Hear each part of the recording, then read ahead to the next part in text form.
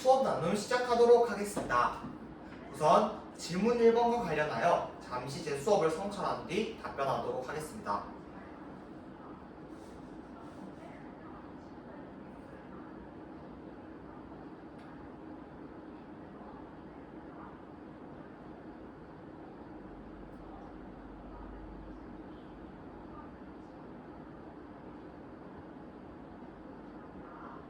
질문 1번 답변 시작하도록 하겠습니다.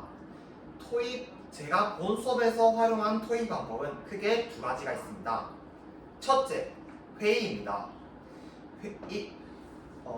성취 기준에 따르면 회의에서 의견을 적극적으로 교환한다고 할 수 있습니다. 따라서 저는 학생들에게 모든 회의를 통해서 해결책을 정할 수 있도록 하였습니다. 둘째, 바로 피라미드 토의입니다. 호철 학생은 소극적이고 활동을 하기에 의견을 제시하기 어려워서 발언권이 다른 학생들에게 쏠리게 되는 문제점이 있었습니다. 따라서 이를 해결하기 위해서 저는 피라미드 토의를 통해서 짝과 먼저 이야기한 뒤 그 다음 모둠과 함께 이야기를 할 수 있도록 하였습니다. 이러한 토의 방법이 오늘의 수업 목표 달성에 어떤 도움이 되었는지 말씀드리도록 하겠습니다. 첫째, 문제를 해결하기 위한 방안을 다른 학생들과 이야기해봄으로써 학생들이 생각하지 못했던 해결 방안 또한 생각할 수 있는 기회를 제공하였습니다. 이 과정을 통해서 학생들은 사고의 폭이 증가하게 되며 될 수 있으며 깊이 있는 수업이 가능하게 되었습니다. 둘째, 학생들은 자신이 만든 그 해결 방안이 무조건 좋다고 생각할 수 있습니다.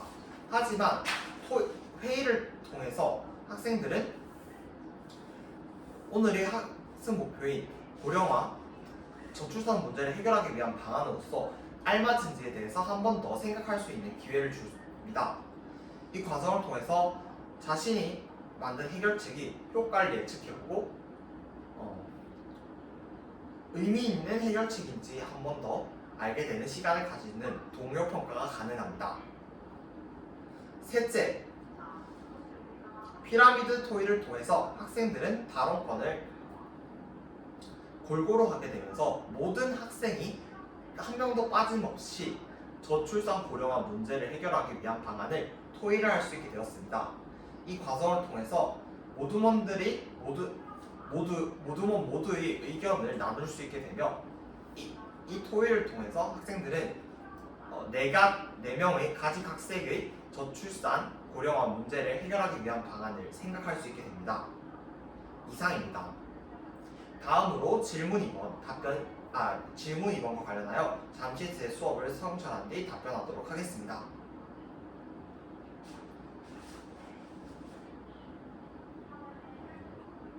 질문 2번 답변 시작하도록 하겠습니다. 모둠 활동을 하는데 어려움을 겪는 학생은 2명 있었습니다. 수환 학생은 자기 주장이 너무나도 강했으며 호철 학생은 소극적이었습니다. 따라서 이들을 긍정적으로 참여하기 위한 수업 장면과 연관시켜 말씀드리겠습니다. 우선 수환이 즉 자기 주장이 강한 학생입니다. 첫째, 학생들에게 모래시계를 또 활용하는 것입니다. 모래시계를 통해서 발언권을 가질 수 있는 시간을 제한합니다. 이를 통해서 자기 주장이 너무 강한 학생에게는 계속 자신의 주장을 강조하려고 하는 경향이 있습니다.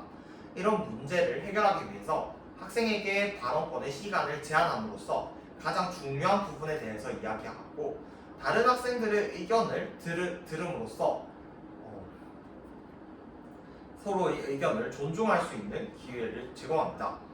둘째, 한 장 카드를 활용하는 것입니다. 이런 학생들은 자기 주장이 너무 강해서 다른 학생들의 의견을 무시하고 자신의 의견만 활용하려고 합니다. 따라서 다른 학생들의 의견도 존중할 수 있도록 한 장 카드에 자신의 의견을 확보해 두고 다른 학생들의 의견을 듣고 그 내용을 활용할 수 있도록 하게 하였습니다. 이 방법을 통해서 다른 학생들의 의견이 무엇이 있는지 생각하는 기회를 주고 자신의 주장만 옳다고 생각하지 않게 그렇게 강하게 밀어붙이는 일들이 일어나지 않게 해결할 수 있습니다. 다음으로 호철 학생, 즉 소극적으로 모둠 활동에 어려움을 겪는 학생을 긍정적으로 참여시키기 위한 방법에 대해서 설명하도록 하겠습니다. 첫째, 틀려도 괜찮아 규칙을 적용하는 것입니다. 틀려도 괜찮아 규칙을 통해서 학생들이 활동을 하는데 어려움을 느끼지 않고 조금 더 마음에 편안하게 활동을 진행할 수 있습니다. 자신의 의견을 틀려도 괜찮다라는 생각을 하고 비난을 받지 않을 것이라는 확신을 가진 채 이야기를 하게 된다면 학생들은 조금 더 편안한 마음으로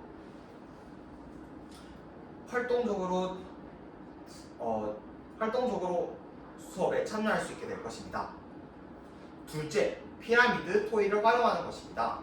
피라미드 토의를 통해서 짝 그리고 모둠으로 감으로써 학생이 불안감 요소를 줄여줄 수 있습니다. 즉, 처음에 자신과 가장 친한 짝꿍인 상혁이와 한번 이야기를 해보고 그 다음에 모둠원들과 이야기해봄으로써 자신의 의견을 한 번 더 정리할 수 있고 이 과정을 통해서 호철이는 자신감을 얻게 될 것입니다. 이렇게 다양한 방안으로서 모둠 활동에 어려움이 있는 학생들을 수업에 긍정적으로 참여시킬 수 있습니다. 이상입니다. 다음으로 질문 3번과 관련하여 잠시 제 수업을 성취한 뒤 답변하도록 하겠습니다.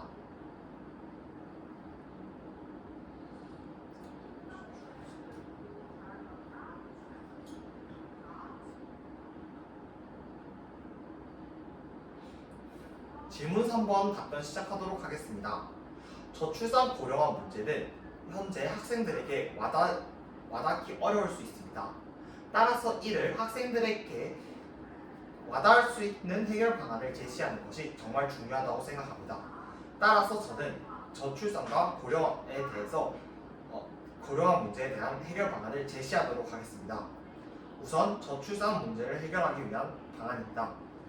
학생들은 현재 경기도는 공교육 확대를 위해 많은 노력을 하고 있습니다. 이는 학생들 또한 느낄 수 있습니다. 따라서 학생들이 평소에 알고 있는 그런 공유학교 또는 학교의 공교육을 언급함으로써 학생들에게 공교육 확대를 통해서 학부모의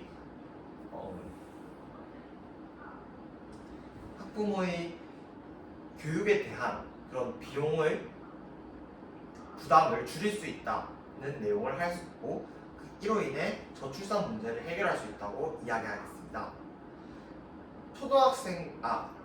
어린 아이를 성인까지 키우는데 거의 2억이 든다고 합니다.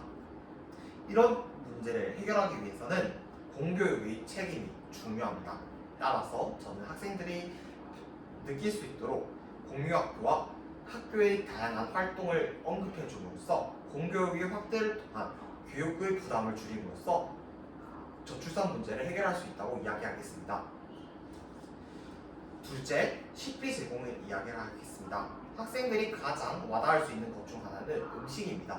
따라서 간단한 식비 제공을 통해서 매달 식비 제공을 통해서 출산에 인한 그런 비용적 부담을 줄일 수 있다는 것을 학생들에게 알려주고 학생들은 이를 삶과 연계할 수 있다고 생각합니다. 다음으로 고령화 문제에 대한 해결 방안을 제시하도록 하겠습니다. 제가 수업에서 이야기했듯이 고령화 문제를 해결하기 위해서 노년층을 교육하는 방안에 대해서 학생들에게 제시하도록 하겠습니다. 하지만 이는 충분한 어려움 또한 있을 수 있습니다. 하지만 이 또한 경기도의 공유학교를 활용한다면 충분히 해결할 수 있습니다. 공유학교는 어린 학생들뿐만 아니라 성인까지 평생 교육을 책임져 줍니다.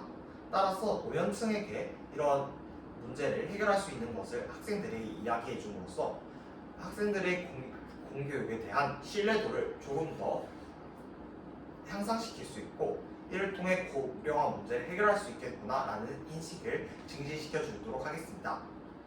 이처럼 학생들이 삶과 연계된 방안을 제시함으로써 저출산과 고령화 문제를 해결하기 위한 해결 방안을 제시하도록 하겠습니다. 이상입니다.